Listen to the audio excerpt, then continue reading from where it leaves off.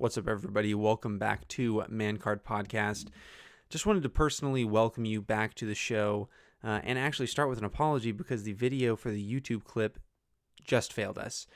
When we were recording, for some reason the camera was in crazy settings, and I know people online say this all the time, but this is my first experience with it, and yes, it is very true. So I want to apologize, but we are available wherever you listen to podcasts and are so excited you are listening now. So, on to the rest of the show. If you don't plan, you plan to fail. Enjoy.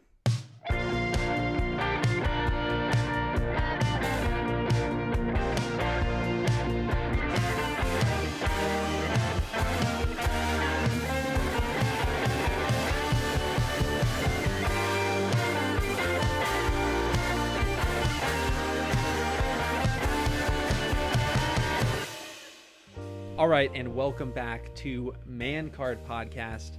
Yes, it has been a long hiatus, and I'm sure you're very happy that you didn't have to hear our voices for as long as we were not doing it. But unfortunately, we are back. Unfortunately, I'm sorry. I just want to apologize. So we're back, and we've got more opinions that I'm sure you definitely don't care about.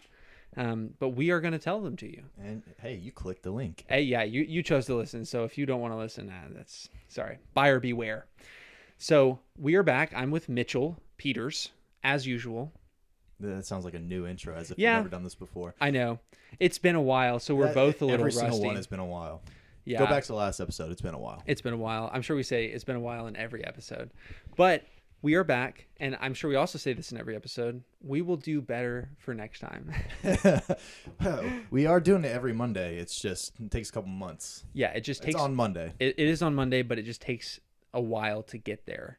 Because it's funny, we've done a couple, I don't want to say a couple, but we've done a few episodes between the last one and this one, and we just chose not to release them. 2020 just makes us... Yeah. They're too political. That's all I'm going to say. I am a definitely political person for sure, but I don't like to... I know, such a surprise. Yeah, surprise for everybody. But I don't like to bring that necessarily into... like the opinions. I think you should enter into your opinion from whatever like perspective that you're coming from. I don't think you should come with preconceived notions. You should always be open-minded and willing to listen and willing to talk, even through things that you find uncomfortable and frustrating. But which us posting it right now, I mean, it would just be irrelevant. It wouldn't make any sense because we did a video which we didn't post. We reacted to the first presidential debate. If that just goes to show how long ago this was. When was that's October? Yeah, I think that was early October. Yeah, that's crazy. Yeah, that's wild. So it's now December. Wow, we suck. Uh-huh. But we chose not to post that one. Or I really sat on the footage for about a week and a half, and Mitchell was like, "Oh, you're gonna edit it?" And I was like, "Ah." Ultimately, we just decided not to. It's just not worth it in a way. I mean, well, one, we waited too long to edit it in the first place. But even like we could have still edited it and posted it and been like, hey, this is what we, thought of that first election, debate. But it really ended up coming down to like, did we really want to push this podcast in like all in on the political take? Do we want to shove that down our audience's throat? And I definitely don't, because it gets shoved down everybody's throat. It would have been nice if we had a different view.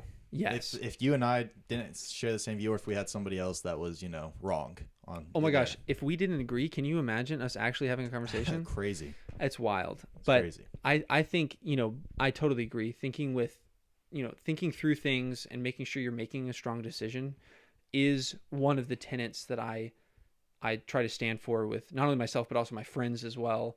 Like holding each other accountable for what we say we're going to do when we do it, but also not just doing something just for the sake of doing it, doing it because it's going to be an ultimately, a strong decision, not just because you're going to just do it for fun. Cause that's just kind of silly. It just seems kind of pointless for us to edit and do that show when we would have just been editing it and doing it just to do it. Exactly. Yeah. Well, enough of us being lazy and why I know we decided to pick back up. Enough excuses. I'd say before we jump into our topic, topic of the day, what things do we do that make us feel manly? Oh, what man. things do men do that make them feel manly? and we'll get stereotypical, we'll get personal. Yeah. I think before we jump into that, maybe just do a quick catch up, little update with the wedding coming up real soon. That's true. Yeah, I forgot. You bought a new Jeep. I did. Which I just found out about today. Yep. Yeah, so a lot of stuff's been going on. So obviously, the consistent thing throughout it all has been the planning for this wedding, which is proving to be, I don't want to say more challenging than I thought, but definitely there's much more there. Yeah. Like every single step you take, it's almost like one step forward, two steps back in the amount of things that you end up adding on after you do like check a box. So it's like, yeah, we got the tents and everything. You think you're done. It's like, no, actually. Then after that, we also need all of the flowers, all the stuff, all the, make sure we have the restrooms that are there. Because we're doing it on our own on a property that's separate. There's no venue. There's not going to be any bathrooms. It's just like, whoa. I mean, there's gonna be bathrooms. Okay, I was about to say. We're making sure there's bathrooms. I mean, I think us men are good, but I mean, I would feel bad for the ladies when we just whip out the buckets and say, "Hey, make shift with these buckets." At the end of your aisle, you will find a bucket if you just need to. At the end of the aisle, it's it's on the center of the aisle, so if you're going, you don't miss the show. And you can get an even closer view of us walking down the aisle. So great. It's a win-win, really, because you can relieve yourself and relieve us of stress for you leaving our wedding. Well, and this weekend you're actually getting everybody together to meet. Yes, the bridesmaids and groom and people that are going to be in the wedding are going to meet each other for the first time. I know, for the first, because I'm excited because we had a get together for all of the guys. Yeah, that was guys are great. Guys are awesome. That's one of the reasons why I picked them, or else I wouldn't have picked them. Actually, you know what? I was thinking about dropping off Mitchell. I don't know. I'm considering. Well, I'm already picking off your best man one by one. Yeah. Speaking of which, okay. Everyone knows I love TikTok. TikTok's my favorite thing. I'm addicted to it. But I saw a TikTok of a guy doing a best man speech, and it pisses me off because I'm not doing one yet. But I keep notes on it. But the funny thing he said, he got up in front of everybody, and he's like, you're supposed to picture everybody naked in the crowd and makes you feel better and things of that nature. It eases your tension. And with that said, I just want to say, Charlene, I'm glad you're here tonight. You look great. Mr. Walter, good to see you too. Things of that nature. Just all the little funny things that I see with best man speech. I'm going to make it like the funniest thing if I ever do one. I'll do it at my own wedding if I need to.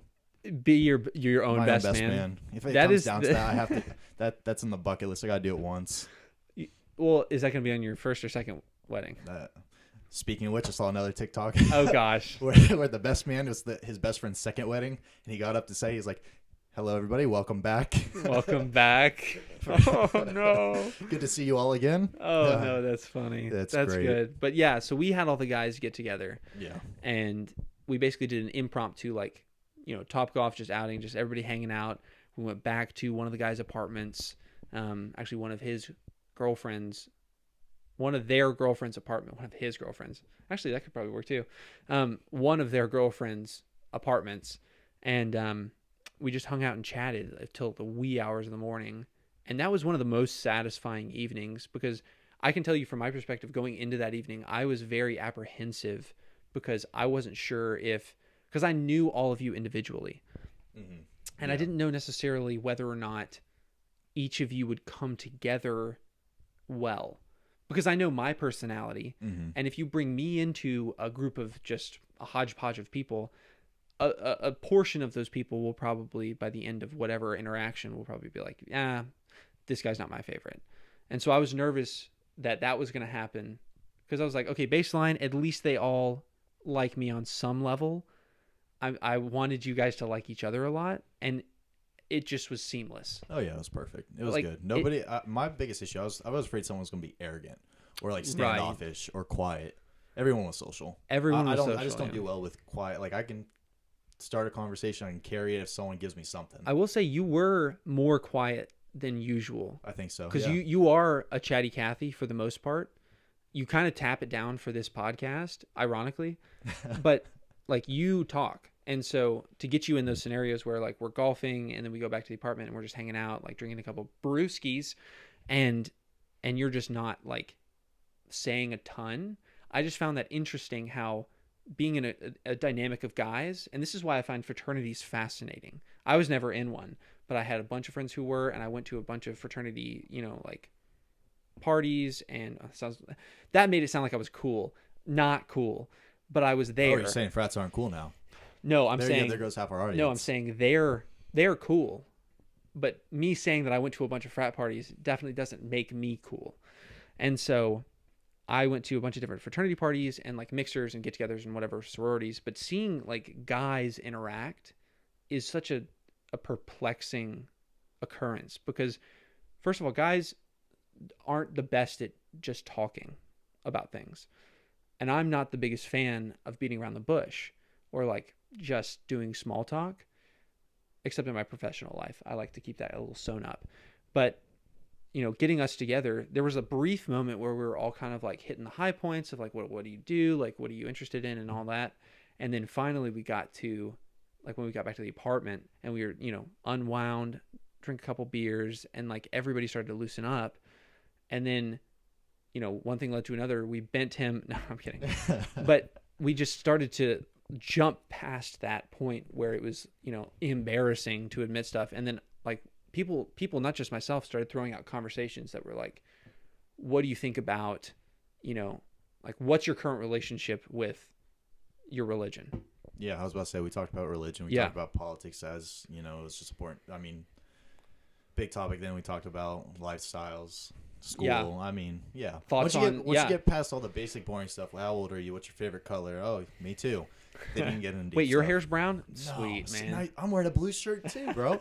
Yeah, exactly. Yeah, it just really got to the point where we realized that this was the group of guys that we didn't have to put up that facade for. Because I feel like in too many situations, guys just do this pretty much automatically. I wonder if the girls are going to be the same. I wonder how they are. You know what? It's funny because or do they all, is that just one big friend group? So, no. So, partly. So, Ellie, my fiance, Braden and Lane are two, they're roommates. So they know each other pretty well. And Ellie does a Bible study with them. So it's the three of them, the trio of them, do a little Bible study. So they're pretty close. Hope was Ellie's old roommate. Ellie's really close with Hope. Hope's super nice. And I don't know how well she knows. Hope doesn't know my sister pretty much at all. Hope doesn't super know Ellie's sister at all. And then Braden and Lane, I think they're maybe acquaintances. And so, and Morgan's Ellie's best friend, and I don't think she knows her very much at all. So there's a solid group of 6.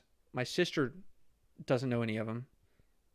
Ellie's sister doesn't. Have they all doesn't met? Know all of them. Is this going to be their first time? I think a few of them this is going to be their first time meeting too. Oh, interesting. So our first time, we have a little bit of an advantage because we've all hung out at least once before, and then in smaller pods we've hung out in little groups, but.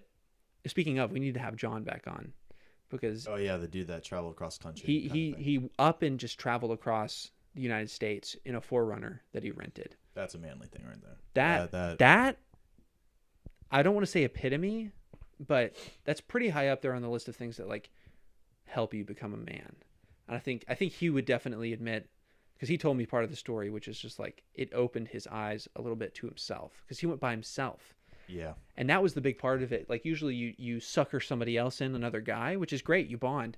Or you go with, you know, your girlfriend or fiance or something. And like, sure, that's great. Whoever you go with, you bond for sure. But ultimately you discover less about yourself when you go and you have that social crutch almost of like, I don't have to have a lot of attention on myself or thinking time because I'm talking with or being with this other person. But all the guys bonded super great. And so I'm excited to see how they bond with the girls because I failed to realize most of the guys actually have significant others. Most of the guys have significant others? Yeah, none of the girls are dating anybody except for my sister. Okay. And he'll obviously be at the wedding, but none of the girls are dating anybody. And Parker, Gavin, Eric, and John.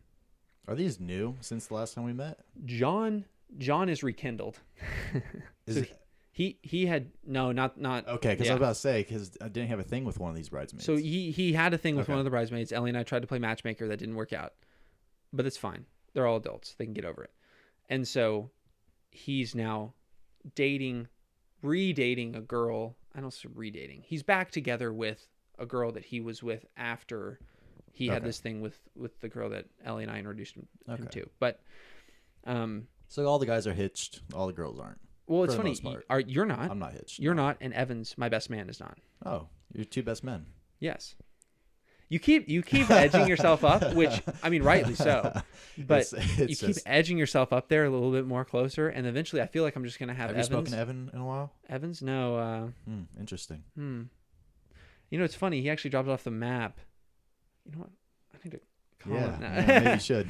But he, you know, I think it really comes down to like with guys. Like guys are funny because there's no situation where a guy is like, I have to be X, or I have to be like I have to be the best man. Oh yeah, I just give you shit about it. Oh yeah, of It's course, just- as you I truly totally don't. should. Yeah, I'm not gonna not talk to you anymore. But no guy's like I have to be something, but every guy's excited to be something. Of course, So like it's a bonus. all of the guys are excited to be groomsmen. I'm just excited to be. Yeah, I'm excited to be a groomsman.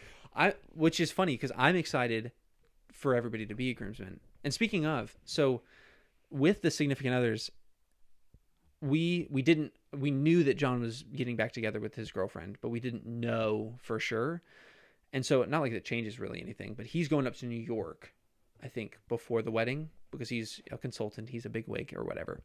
And so he'll be up in New York and he'll have to fly back for the wedding. So he may not, because we're getting a house, as you know, before the wedding for like that Thursday and Friday, because we have to be there anyway. And so, you know, getting the grounds prepped and like all that stuff and hanging out. And so if you can make it, I'll be there. I'll find a way. Where there's a will, there's a way. Potential future best man right there. If you know him, hit him up. Anyway, and so, you know, we're getting all of that together, right? So we have the house before the weekend, you know, the wedding's on Saturday. The, what is it? I can't remember. It's called the Reception? the rehearsal. Rehearsal day. The rehearsal and then the rehearsal dinner that Friday night. And so we'll have one night that Thursday to everybody just hang out, relax, unwind, get ready for the weekend. And so I don't think John's going to be able to make it there. I think he'll make it for the rehearsal dinner.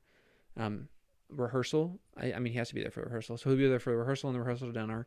And then he'll be there for the wedding, obviously. But I don't know how the significant others are going to play in, because if Gavin and Eric and Parker want to be with everybody at the house up, you know, in ball ground, then I guess their SOs have to just like meet him at the wedding. Yeah.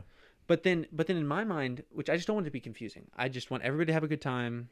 They will. And they will. It's all going to be fine. But I want to make sure that, and this is just obviously not inside tea, but I'm just overthinking this process because Ellie's overthinking this process. Yeah, everything's going to turn out fine. No, it's going to turn out great. And so if you can't make it like on time, there's no time to make it. As long as everybody's there for the wedding and the rehearsal, like, yeah, it's more about Ellie.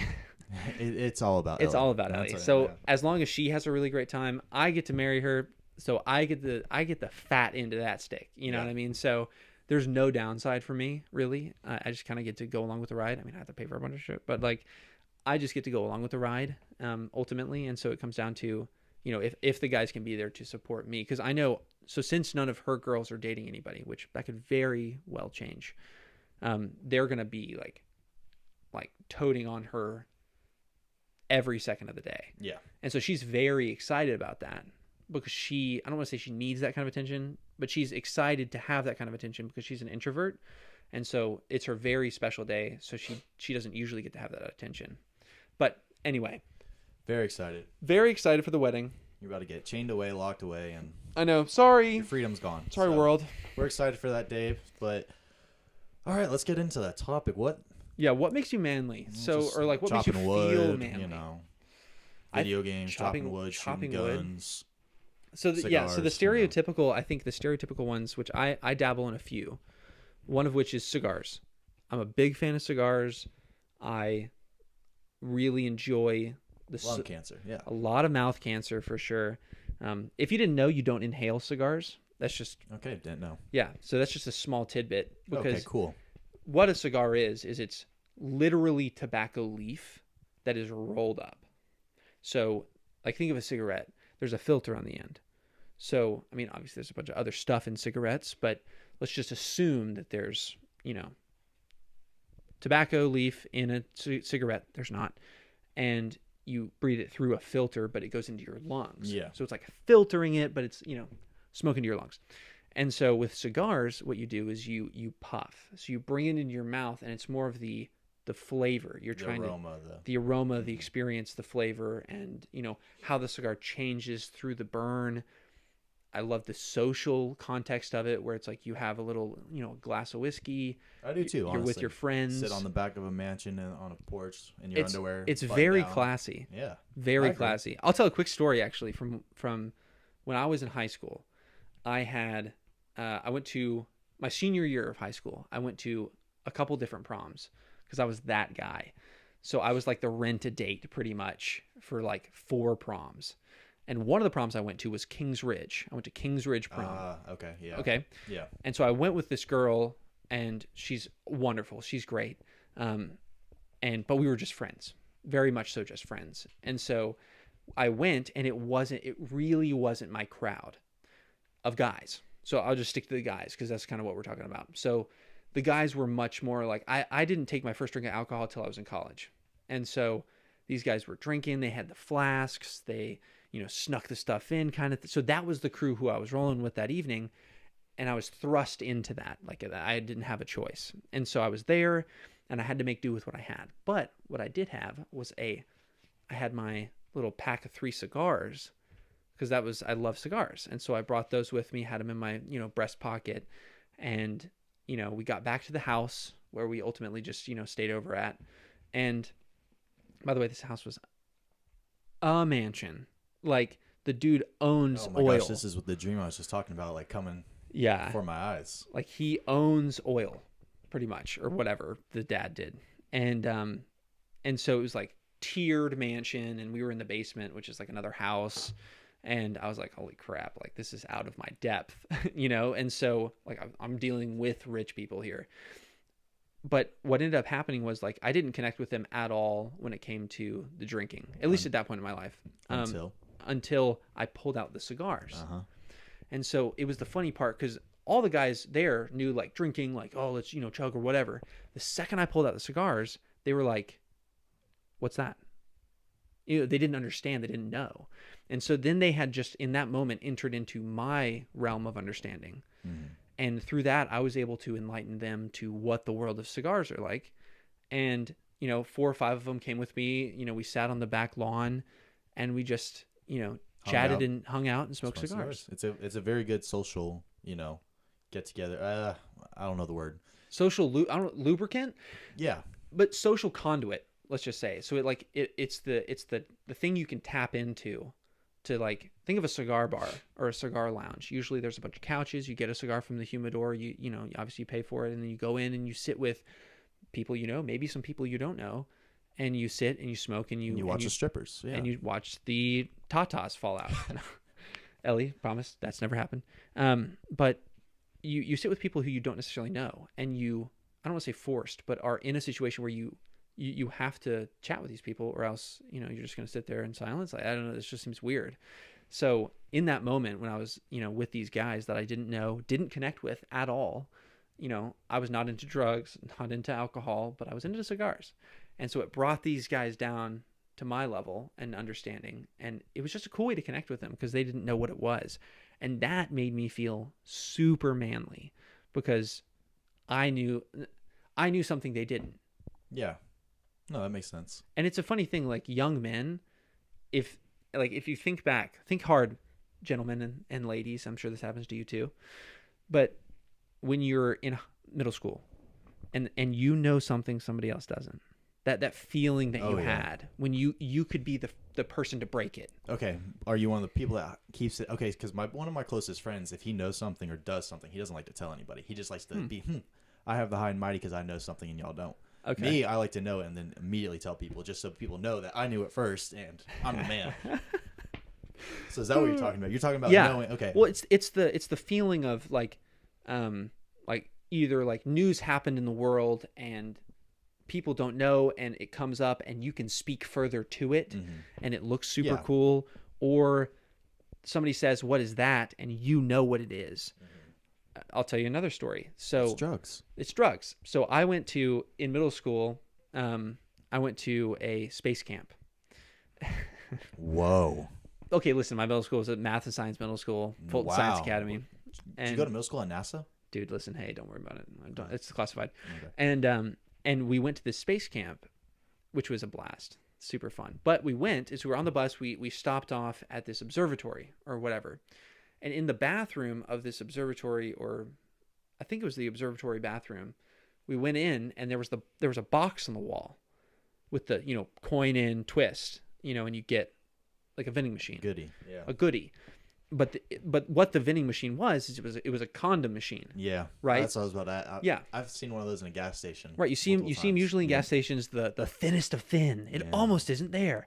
And I, at that ripe young age of 7th grade or whatever, I didn't know anything.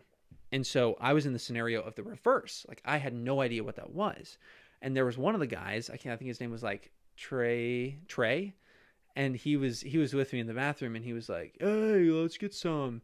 And I was like, because I'm thinking like, bubble gum? Like, what the hell is this? You know what I mean? Like, you could blow bubbles with it, I guess. You definitely could. Hard to chew though. And I was like, "What is that?" And he was like, "Yeah, man, it's like a condom." And I don't know. Think back to when you were young. Like you hear a word for the first time. I thought condiment.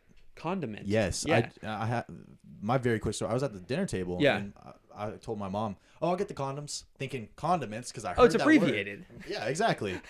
I thought it was the same word. And she was like, long story short, we had that talk that night. Birds and bees. That's fun. That's your fault. Unintentional. But he was like, "Yeah, it's condoms." And you hear a word for the first time, you don't know what that means. And I was like, "Oh." And I'm sure he could tell I just had no idea what it was. And he was like, "Condoms, like you put them on your pee-pee, man." And I was like, why would you do that? Like, it just, nothing was making sense because, like, I didn't know left from right. You know what I mean? And so I was like, why would you do that, though? That seems weird. You put it on your pee-pee. That seems odd. Strange. And then obviously I think back on that situation fondly because I was like, man, how naive. I say naive. What a blessing it is to be a kid, and just to be naive, not naive, understand the world. Nothing about the world, and just go at the world with like this passion that nobody can meet. Okay. All right, since we're going down that path, we might as well just touch on it in terms of our topic. So sexual things, like yes, what makes men feel manly? Is it one of these things like if I, have sex with a lot of girls, do I feel manly? Or if I can, pick up a girl every time I go out to the bar, am I feeling manly? This is what has confused me a lot about just guy culture. Yeah. Because I think guys get a lot of crap from girls because guys get a lot of credit when they do sleep around. Yes. And okay. From certain guys. But also girls, more often than not, can go out to, okay, think of a bar situation. You go out to a bar, you go out to Athens, whatever, and obviously people are out there drinking. They're trying to, pick up a girl. Yeah, right. Guys, at least. Girls, I feel like, for the most part, can go into any bar, any social thing, and look and find a guy and be like, you know what, that's the one I want, and then ends up, if decent looking girl or fits, the personality, she gets what she wants. Right. Guys, you can't just do that. I can't go into a bar and just be like, all right, that one's mine for the night. That's yeah. So like, well, yes, I mean, unless you're a granite sculpture, which no. So no. Gotta throw it in there, everyone. Yeah, absolutely, every podcast. But I mean, maybe that's why guys. I've thought about that a little bit. Guys might get more credit because it is more effort. I think it's harder for a guy to go find a girl and get with the girl than a girl to get with a guy. There's like a respect factor because a lot of guys, like, on the spectrum of guys, the greater majority of guys fall in this like weird middle ground of like, are you cute? Are you, if you're basing, your experiences with women on, purely physical attraction, because that's what most hookups are. And, a lot of guys are stuck in that weird gray area of like, are you cute? Are you not? Yeah. But there's obviously guys that are hotter than you. And there's obviously guys that are like more ugly than you, but it's like a weird middle ground because you'll lose every time because there are guys that are going to be more attractive than you. And so for that group of guys to hear that one of their own got there, got the girl, and did it all, did the deed. Yeah. It's almost like saying like, oh, like that could be me. You know, Exactly. so you're living almost vicariously through the other guy having that success, and they're like, yes, dude, nice. And they give the high fives. So I think that's kind of where that comes from a little bit. Okay. Another thing, just because I've, it comes up with guy friends and you're talking about things. Do you think it's seen as more manly, or do you think that you feel more manly when you have a higher body count compared to a lower one? Well, it's funny you mention that because I'm not a sports guy. So yeah, we can go into that. I'll talk about that later. Right. Don't worry. So I won't confuse you. There's a football, I don't know his name, but he's a quarterback for the Seahawks. Russell Wilson? Yeah. All right. So look at me, dude. Look at me. Oh my god. Sports balls. And so he waited till marriage to have sex. Great. Right. Yeah. Which is Phenomenal. like Ellie and I are Great. waiting till we're married. Absolutely. Till we have sex with each other. I didn't wait because I suck. But okay. Ellie did. Ellie's waited. Yeah. And so that's a blessing for me. It is. And so, when it comes down to it, like he waited and his wife waited. And he said, in just interviews of like, obviously people get super interested in like, how did you wait? Why did you wait? Was that good? Well, how do you know? Like that kind of thing. And so he was giving interviews and he was very clear that like it was perfect. Like I'm sure. there was the emotional chemistry led to. It was Bro. perfect. If I know anything about myself, I'm sure it was. But let's hope his pullout game was insane. But he said the emotional chemistry, and obviously I'm paraphrasing, this is going to be not a quote, but in so many words, he made clear that the emotional chemistry of their relationship had that foundation. So when they built that sexual chemistry, it was built on something that wasn't just sexual chemistry. Yeah. And so I think that's really important for relationships, and most often it is overlooked. I think it is just personal experience in my lifetime. I think it's much easier to not be physical with someone, not be sexual with someone if you've never done it before. I think it is so much easier because it's one of those things that you don't know what you're missing. Right. So if you don't know what you're missing, you don't know. It's almost like a drug. If you don't do drugs, you're not tempted to do it. You're not like, oh my God, I'm addicted. Whereas if you've done it before, you know what you're missing. If you enjoy it, then obviously you sit there and think like, oh, am I going to fall into this? Right. It's easy to, body count go up or, just continuously do it. So for all you out there, if you haven't done it, don't do it. Because and you're trying to wait. The easiest way to not want it is to not do it, period. Yeah, and I think you don't know what you're missing. Being a guy, and I feel like you're the same way, that is very physical touch oriented, and I feel like a higher percentage of guys are physical touch than anything else.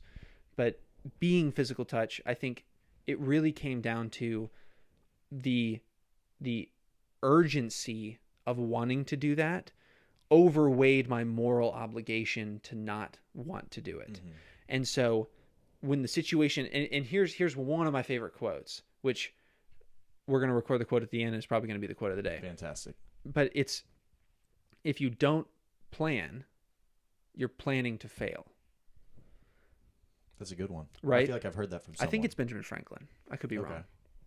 Don't quote me, because that might be another misquote. That might be it. That might be the misquote of the day. But if you don't plan, you're planning to fail. And so that's the biggest thing, is like when you're in that sexual mindset and you're like, I just won't do it, but you're not thinking actively of, well, if I get into that situation, what's my out? It's kind of like baseball. It's a perfect analogy of always know where you're going with the ball before it gets hit. Yeah. So if you're playing third and there's a man on first, where are you going with the ball? Where are you going with the ball, Noah? Go to second base. All right, good. How many out? Well, it depends how many outs. You have one out. Okay. Right. What if you fumble the ball a little bit? If you fumble the ball, go to first. Hey, you man. Listen, hey. You're doing your research. It's been a couple of years, but I did watch the playoffs, so I'm a little refreshed. Very good. But always know where you're going with the ball.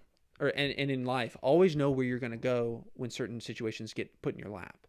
And that doesn't mean like always be prepared for all situations at all times, because that's ridiculous and that causes you to overthink.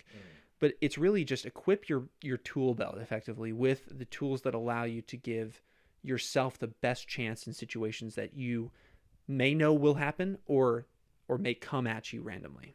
Okay. Very last thing I'll mention on, then we can move on to the next thing that makes us feel manly. Manly.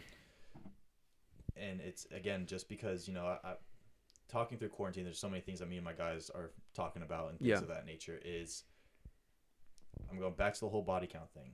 With it compared to guys and girls, is there ever, you probably didn't think of this because, you're obviously engaged now, you're getting married, but back in the day, would there ever have been a number too high that you were like, no, I'm not dating that person, or I'm not marrying that person, or I don't even want to associate it with?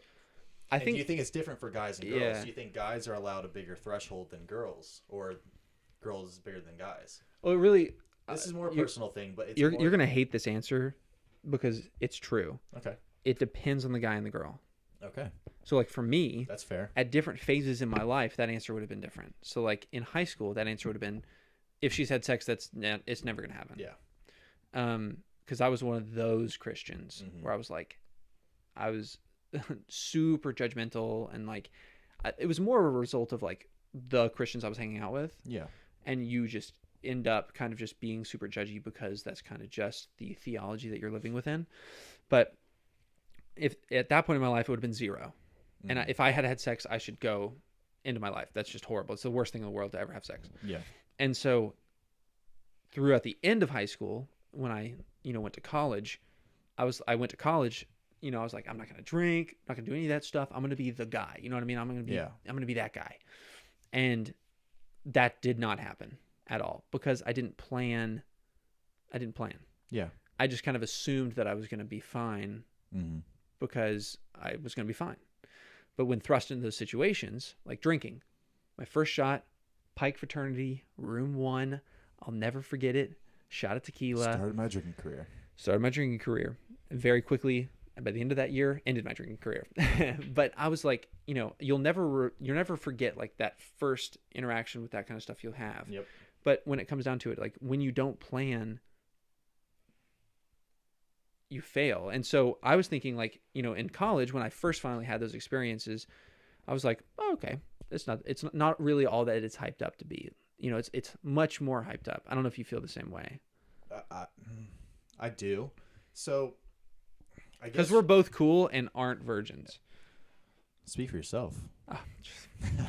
Why do you got to do that to me? Why you got to do that to me? But my whole take on it, I was never in that situation where it was 0 or not being with you kind of thing. Right. I guess maybe I just grew up different religiously, and I just didn't. Frankly, I didn't have that connection with a whole bunch of people that like I felt that way. Yeah. So my understanding was going into high school or college, I was like, you know what, it better not be more than like 2 or 3 because then you're a hoe or whatever. But as you, I like that you actually had a number. No, I did. Like I sat there and thought about it for the longest time because I got there.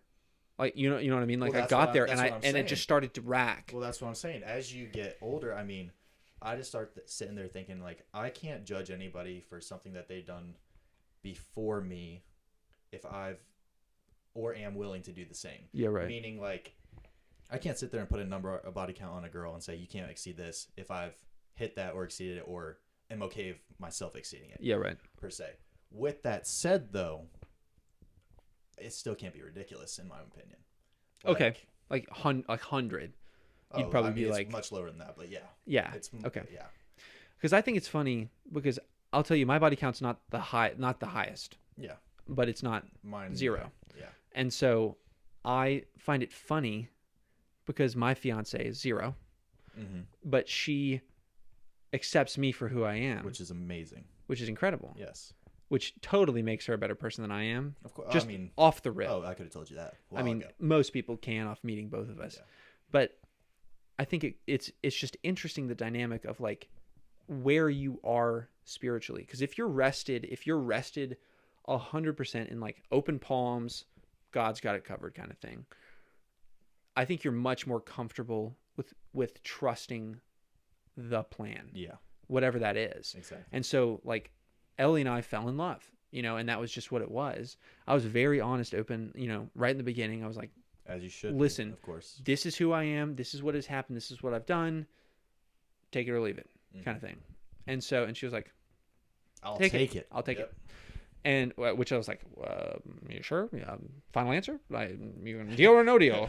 So you can go back on it, but she didn't. And so, it came down to us realizing that our relationship was much more important than anything that could have gone wrong. Because like we all have baggage. I don't have family baggage, right? Personally, as much. Everybody has some family issues, but like I don't have as much family baggage as she does. And so that's kind of some of the baggage that she carries along. I carry along some of that sexual baggage. And so like, as long as you can conquer that, and not rely on each other to conquer that, you get over it individually. I think that's a really big part of why my number has totally slid over the years, where it's like, I'm not, because yours is like, it can't be higher than mine kind of thing, but it can't be, if it is, then it can't be too far. Yeah. I don't see it as, it can't be past the number. I see it as like you could have sex with 1 million people, right? Or you could do all of the drugs and you can still come back. I agree. It's like prodigal child type situation where it's like, after doing all the debauchery, all of the stuff, you come back and it's like, okay, you can still be loved and found within that. And so, coming to that realization, and I think looking at the world from that view gives you relieves you of so much stress, because it's like, I'm not the person to make that call. Mm-hmm. You know what I mean? Like, I agree. That's not on me. That's on God. And so I think, obviously this got a little religion-y. So for all of you who aren't religion-y, then religion-y, very. It's actually a technical term. I'm sure it is. No, yeah. But I know that word at least. Religion-y, yeah, for sure. Yeah, you went to a seminary, right? Yeah. But, for all the people, obviously this got a little, biblical. So I'm not going to apologize for that, because that's kind of the worldview that we're looking at it from.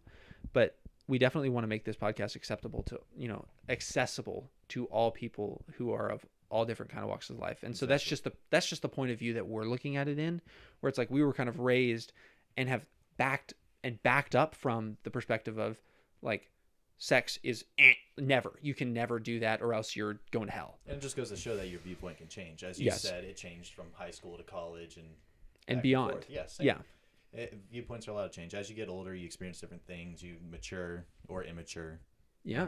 Just depending on who you are. You can progress or congress. Yeah, exactly. So, all right, next thing. What makes you feel manly? Yeah, okay. So let's get back to the core of the episode, which what makes you feel manly. And I think ultimately it really comes down to, my dad gave me a really funny example. So he was actually the one that prompted me with this topic, because he thought it was kind of funny. But he said, as an example, juxtaposition to your amplifies your manliness. Go ahead and explain that for the people, because you had to explain that to me earlier. I did, and you were like, no, that's not right. So my dad gave a funny example, which I'll caveat. But he gave the funny example of going to get like a mani-pedi. Like, you think of this big brawly guy and going to get in a mani-pedi. That juxtaposition really highlights how manly he is. Because you don't care. Right. Like, you don't care what other people think. You're going in, you're benefiting yourself, you're having a good time. Yes. Exactly. Like, you're going in with your girlfriend, fiance, wife, whatever, and you're having a fun time. And I think, being able to let your guard down in that situation, for guys who do that, I've never gotten a mani-pedi, but for guys who do that, you letting your guard down can be one of the most manly things, make you feel really manly. Yeah, I agree. Because you don't do it all the time. Yeah, and you brought up, we were talking earlier, you brought up the whole, go to a tea party with like your little girl, and you're just you're dressing up, you're doing the little tea party thing. You're putting on the little makeup. You're being a good sport, you're having fun. It's like Andy. I look forward to so much. That's why I want a little girl, not necessarily, I can't wait to have a tea party, That's going to... Mitchell, you have something to admit? But like daddy-daughter dances, things like that, I cannot wait for that stuff. That's exciting. Just for I can't wait to, dress up and dance and things. It's like, I can't wait to have that with my daughter. Yeah. I think that would be, I don't think I don't know what it's going to feel like, but I feel like I wouldn't be able to trade that for the world. I feel like that's super special. Yeah. I think it's amazing. When I see, you know, you see these big old masculine men, and they have like a baby or something, and then they just like they start talking a baby voice, and they're like just playing with their daughter. Like I look at that, I'm like, that's not being a sissy or anything. That is being a man. That's being one of the best dads you can possibly be. Well, really, it comes down for me exactly is my sister. So my sister and I are very rare. We never fought. Like we were always on each other's team. We were always good friends, and we still are. And so when it comes to my dad and my sister's relationship, I think my relationship with my sister benefited because my dad's relationship with my sister, his daughter, was just so positive and led her to really have a really strong impact of like what she wanted in a guy. So she never dated anybody, and this is her first year at Auburn, and she hasn't dated anybody until the past 6 months or 7 months or however long they've been dating. So she cashed in like all of her boyfriend chips right now on a really great guy. Yeah. So she's like, her whole life she's been super picky about that. And so being able to cash in and knowing like this is what I want. This is what I want. I've waited long enough to recognize this is who I want. I took a different tact. You know, I went the other way, which is like, I'm going to find what I want. I'm going to find what I want. And then by trial and error. Yeah. And I wouldn't recommend that because it just causes a lot of problems because you're not mature enough to understand the social dynamics and all of that. I'm going to take the opposite approach. I think that is personally, I think that's a great way to figure out what you want because just from, like I said, personal experience, you know, you get in a relationship, especially one of your first ones, you realize everything's great, but then you start finding things you don't like. Like you thought you liked, you're like, wow, you know what? I really like this like quality in like just think of daughter's case, or in my case, like, oh, she does things like my mother, and I love my mother to death. Like she's great, but you know what? There's okay. Anyway, you find things that you don't like in a person, and you know if the relationship ends, you realize, hey, I don't want somebody that does that because I don't think I can deal with it my whole life. Yeah, right. I don't want that. I think trial and error is a great thing. I'm not saying go out, date 1,000 people, lead people on, do that whole thing. Yeah. But I think having a healthy balance isn't bad. Yes. And I agree with you, but I think where the worldview kind of shifts to negative is when you do trial and error. I feel like what that leads you to think about is looking at the world from a cynical view instead of a positive view. That's fair. So I agree. Instead of saying like being friends with people for a long time, having that base, and then like coming into it and saying like, okay, like I know pretty much all there is to know about you. Let's start dating. That's such a more interesting way to start dating somebody. Like Ellie and I, we knew each other for years, and then we started dating. I think that's great. And it's such an interesting way to start dating because you already know a lot. Now, do you discover more? Of course. It is technically a trial and error though, because you guys are trying as a friend. That's your trial, but you can still be friends afterwards. Sure. You're trying the romance part of it. It's like testing. It's trial and error to an extent, but there's not really the error part because you can be friends regardless. Yeah, right. And if you're not interested romantically, it's never. But at the end of it, you're not thinking, man, I really hate this or don't like this or negative. I'm gonna see those and run away. Well, it's the other way around. You see things that are positive. You're like, oh wow, I really like this. I love this. She's motivating, or like she's a great cook. Or great. The career. best It's back so nice. rubs. Oh my gosh. Yeah, things like that. Yeah. As friends, I don't know. I guess friends give back. I don't know. That line is blurred today. But no, I totally agree. I think a healthy balance between trial and error and starting off as friends, I think that really, you can really hit it out of the park with that, because my sister was friends with her current boyfriend for a while before they started, like a long while. Hey, maybe y'all unlocked the secret, you and your sister. Y'all figured it out. Well, I unlocked the secret by happenstance. Like I fell backwards into my relationship with my current fiance, which is, oh my gosh, so thankful I did. My sister, instead of falling into it, she kind of intentionally went for it. So she had an interest in this guy and then backed off because one of her friends, I guess, went for him first. Yeah. So she backed off and just didn't even pursue it. But she knew him, got to know him more, and so on. And so obviously it's like when it comes to the time to say like, okay, we're going to date, we're going to make it official. We are now significant others, or whatever kids call it these days. Going together. Going Dating. together. Yeah. So when that decision's ultimately made, it really highlights, like, okay, did you prepare? You know what I mean? Like, did your friendship highlight enough for you to let you know that this is going to be a good choice? Or are you just doing this blindly? And I feel like blind dating is really, really tough. I agree. That's why we were talking before. I felt like the dating apps aren't great. Oh. I don't think they...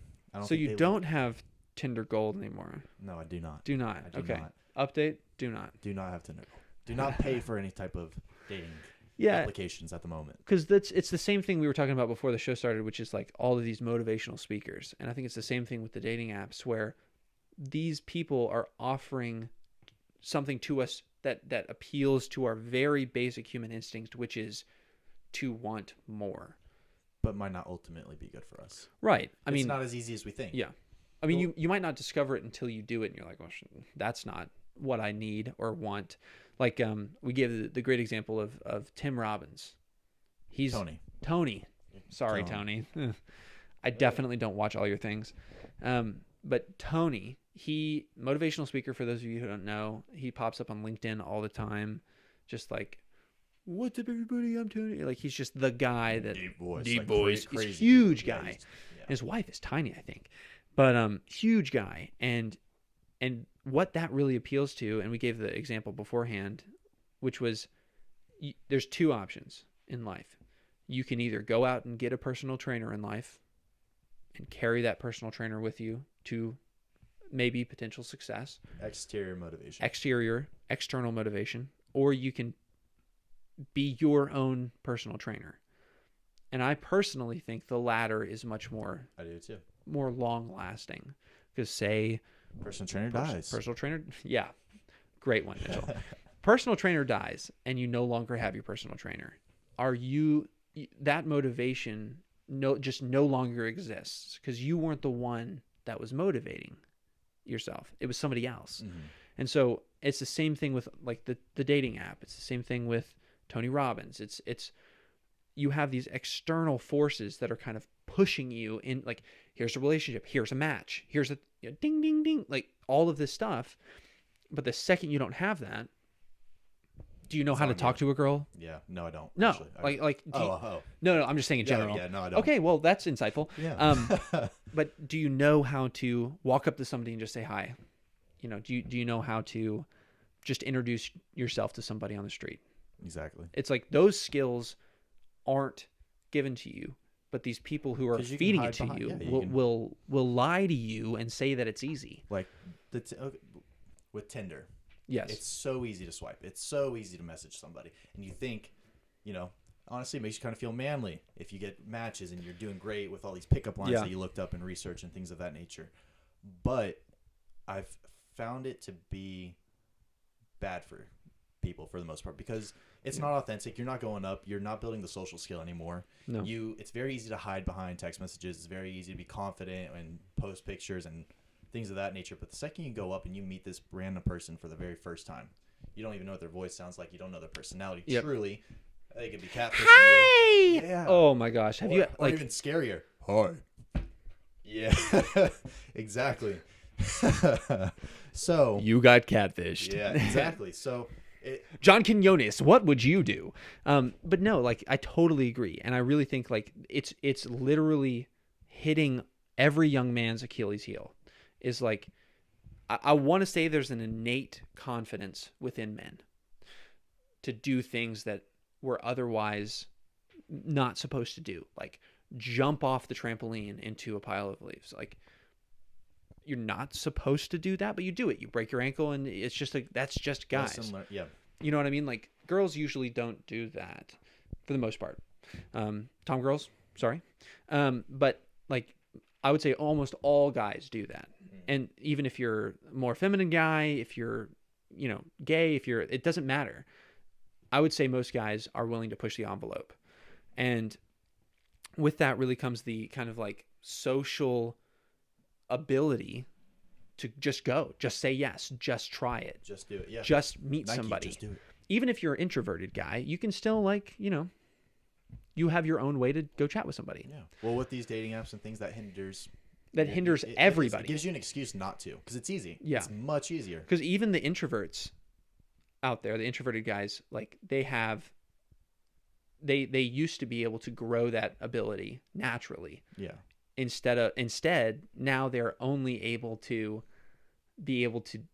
swipe, and then that skill is far reduced. Yeah. So when they just get more and more introverted, and now even extroverted guys like myself and yourself, like we have a more innate ability to just go out and say hi to people. Mm-hmm. But with that, I feel like those people like us get nerfed even more. It's more dramatic because there's more to lose. Yeah. And so I just feel like guys across the board don't lose a lot when it comes to being able to just step out of their comfort zone and say hi to people who they don't know and do things that are kind of wild. I agree. I think it's definitely hindered my social ability a lot, because I'm like, I dated a girl for 5 years, and then, I dated a girl within a few months after that, and I was like, yo, I still got it, kind of thing. Yeah. But after that, I mean, I really don't. Like, I get in a social situation, I see, a good-looking girl, and like, my tail goes between my legs, and I was just, well, you get nervous. Can't do it. Yeah. Instead of saying like, you know what? Okay, I'm gonna go take a chance. Yeah. Worst. Do it. And here's maybe I'll see her on Tinder. Then I'll have my chance. We'll end with this. Here's a good piece of advice. Worst thing anybody can do is just say no. That's the worst thing you're gonna face. Yeah.